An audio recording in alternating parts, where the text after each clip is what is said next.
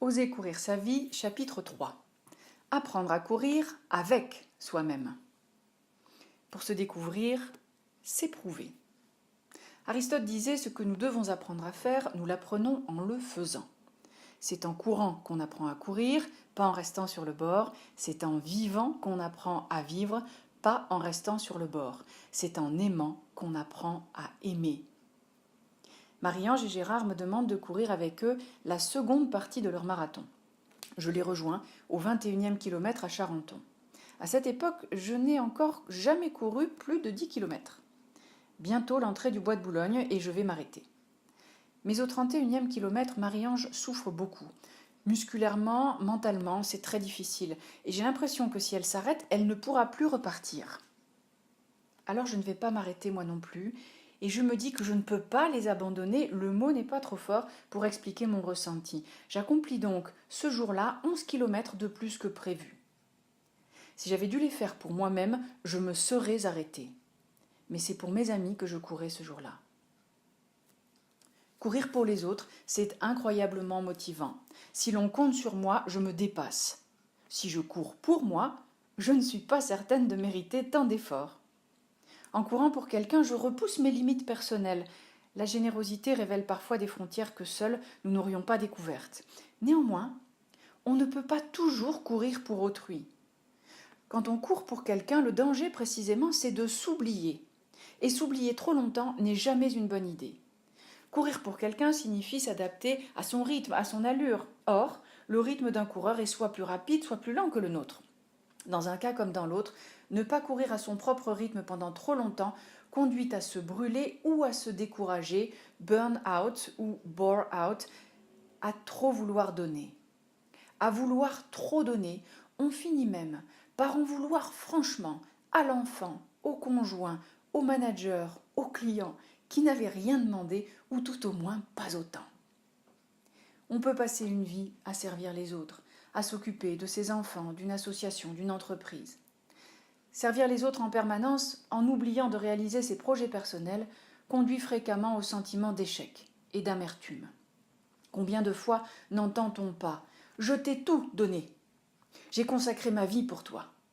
Je me suis sacrifié en renonçant à mes rêves, à ma carrière. » Ou pire encore, « J'ai renoncé à qui je suis vraiment. J'ai essayé de changer pour te plaire. J'ai tout fait pour toi, et plus encore. J'ai tout fait pour te rendre heureux, pour que tu réussisses. » Courir pour quelqu'un est une puissante source d'énergie. C'est très motivant pour le parent, pour l'époux, pour le manager. Mais il faut absolument développer des temps pour soi.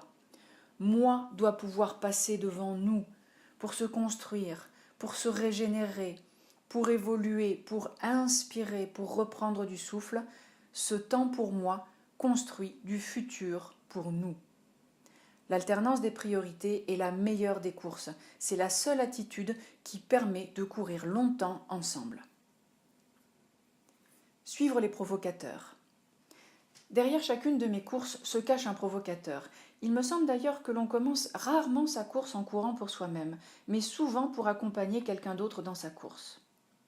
De mes premières courses, je n'ai donc choisi ni la distance, ni le temps estimé, incapable de dire de quoi j'étais capable. J'ai simplement répondu à l'invitation d'un coureur, j'ai dit oui à une proposition. J'ai rarement refusé d'ailleurs une invitation à vivre une course, surtout quand il s'agissait de faire plaisir à mes enfants, d'aider un ami. Toutes les expériences n'ont pas été agréables. Toutes mes courses n'ont pas été réussies. Tous les compagnons de course n'ont pas été de joyeux compagnons de course. Mais c'est en courant leur course que je me suis enrichie d'expériences vécues. C'est en courant des courses qui n'étaient pas les miennes que j'ai appris à me découvrir. J'ai également appris à mieux choisir mes propres courses. Et je sais aujourd'hui ce qui me motive, quel est mon carburant. Je connais mieux mes ressources et j'ai une vision très claire de mes freins, de mes peurs et aussi de mes rêves. Je connais mes distances idéales, je connais les courses sur lesquelles je me sens parfaitement bien. Je connais aussi les courses qui me font encore rêver. Conseil coaching. Engage-toi avant d'être prêt. Si on te propose un job, une évolution de carrière, un rendez-vous galant, lance-toi. Aujourd'hui et maintenant est souvent le bon moment pour essayer quelque chose. Aujourd'hui et maintenant est toujours le début d'un voyage. Deuxième conseil, c'est dans la sueur que l'on dissout ses peurs. Inverse la chronologie, cours, transpire, éprouve-toi, pose-toi des questions après. Conseil numéro 3, bien sûr que tu en es capable, ça n'est même pas une question. Conseil numéro 4, quels sont tes moteurs? Identifie tes sources de motivation. Pourquoi? Pour qui as-tu envie de courir? Qu'est-ce qui te fait vibrer? Qu'est-ce qui t'appelle?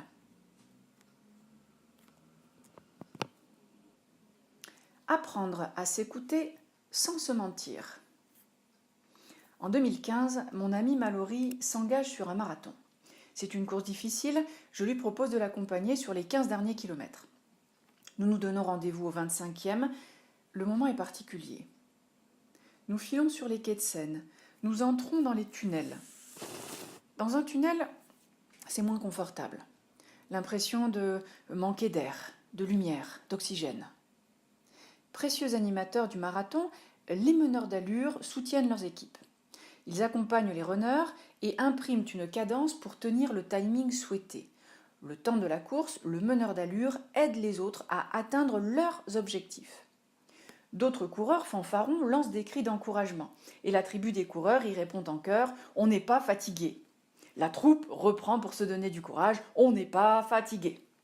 À ce moment précis, nous faisons tous partie de la même famille.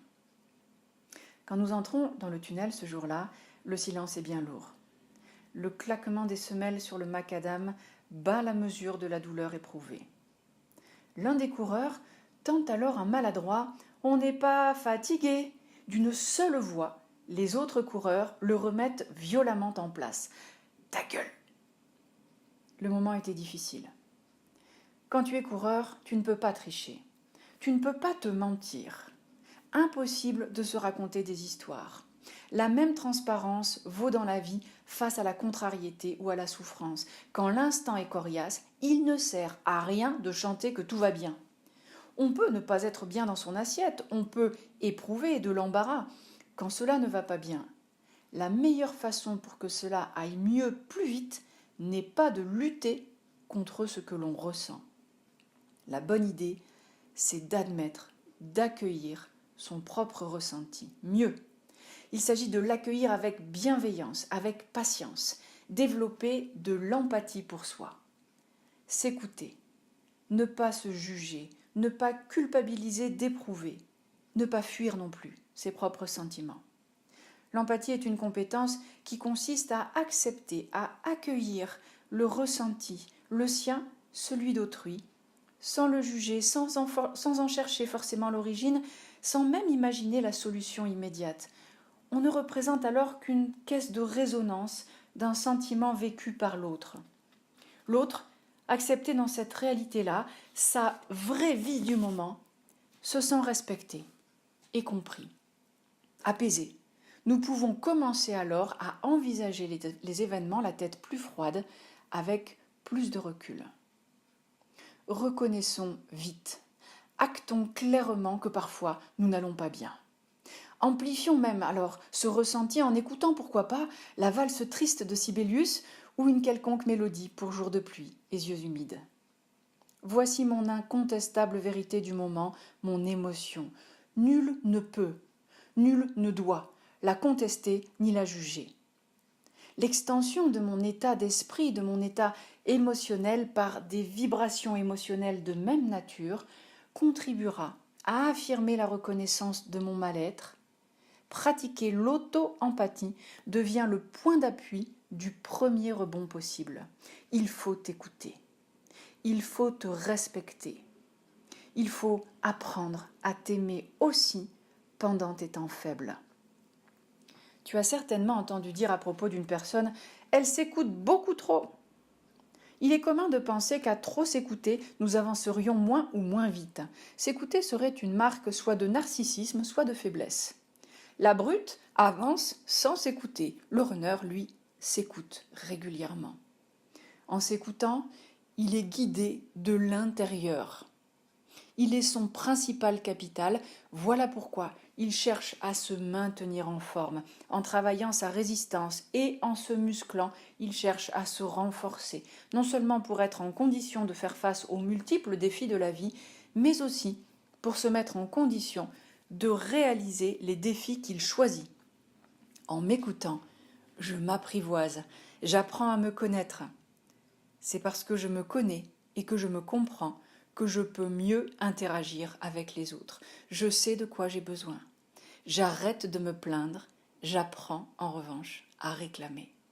Dire ce que je veux, exprimer ce dont j'ai besoin, ce qui me fait envie, permet à l'autre qui travaille avec moi, qui vit avec moi et qui m'aime, de me comprendre. Conseil coaching. Pratique l'auto-empathie. C'est la première étape nécessaire avant toute autre action. Écoute, constate et accueille ton ressenti. Peur, panique, déception, joie, colère, émerveillement, amour, etc. Sans culpabiliser, sans te débattre contre elle et finalement contre toi-même. Quoi de plus naturel que d'être ému et touché par des événements parfois imprévus. Conseil coaching numéro 2. Ensuite seulement, cherche sans jamais renoncer à améliorer ta situation.